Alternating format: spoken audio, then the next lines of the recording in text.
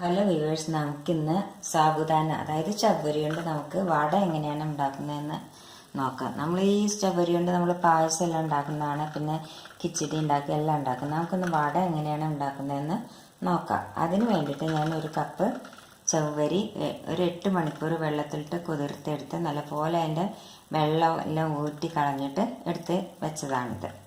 പിന്നെ അതിലേക്ക് വേണ്ടത് 2 ഉരുളൻകിഴങ്ങ് വേവിച്ച് കുക്കറിൽ വെച്ച് വേവിച്ചിട്ട് അതിൻ്റെ തൊലിയെല്ലാം കളഞ്ഞ് എടുത്തതാണിത്.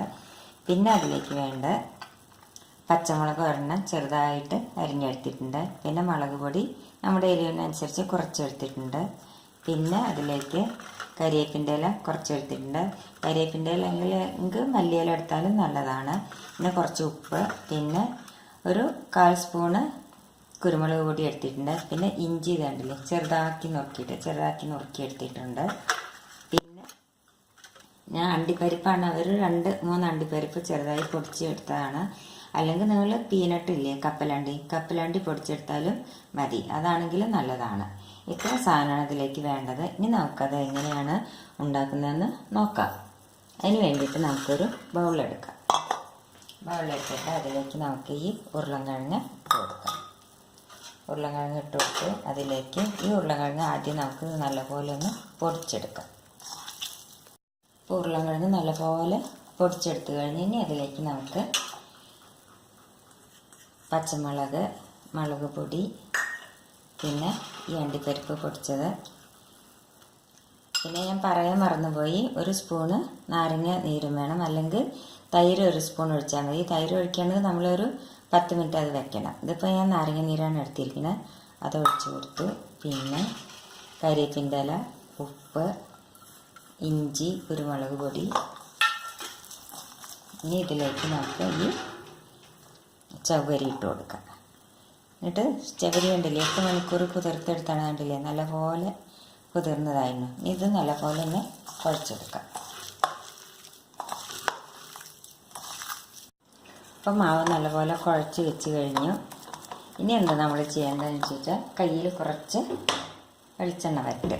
വെളിച്ചെണ്ണ അല്ലെങ്കിൽ ഓയിൽ മതി, ഓയിലാണെങ്കിലും കുഴപ്പമില്ല.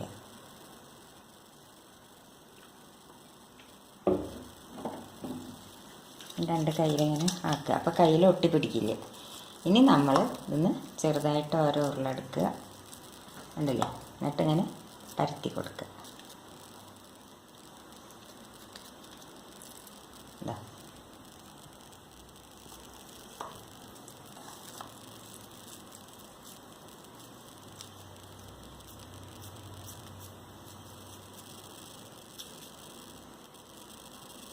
ഇതേമാതിരി പരത്തി വയ്ക്കുക.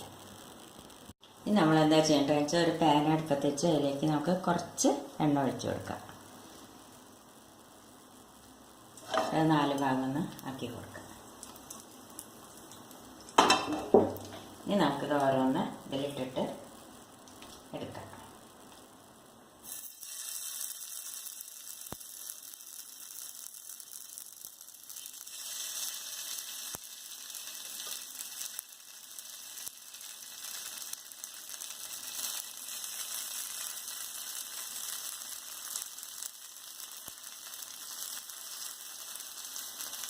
നമുക്കിതൊന്ന് അടച്ചു വയ്ക്കാം. തീയ സിമ്മിലാക്കി വയ്ക്കണം. മറിച്ചിട്ട് കൊടുക്കാം.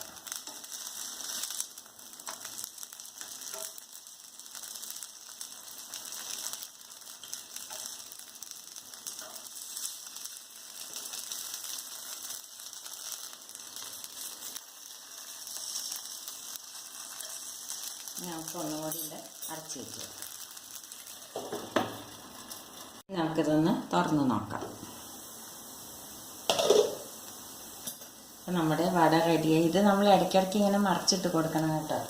അത് റെഡിയായി. ഇനി നമുക്ക് വാങ്ങാം. വരെയും ഉരുളൻകിഴങ്ങോടും കൂടി ഉണ്ടാക്കിയ സ്നാക്ക് റെഡിയായി. ഇത് നല്ലൊരു 4 മണി പലഹാരമാണ്. ഇത് എല്ലാവരും ട്രൈ ചെയ്ത് നോക്കുമല്ലോ.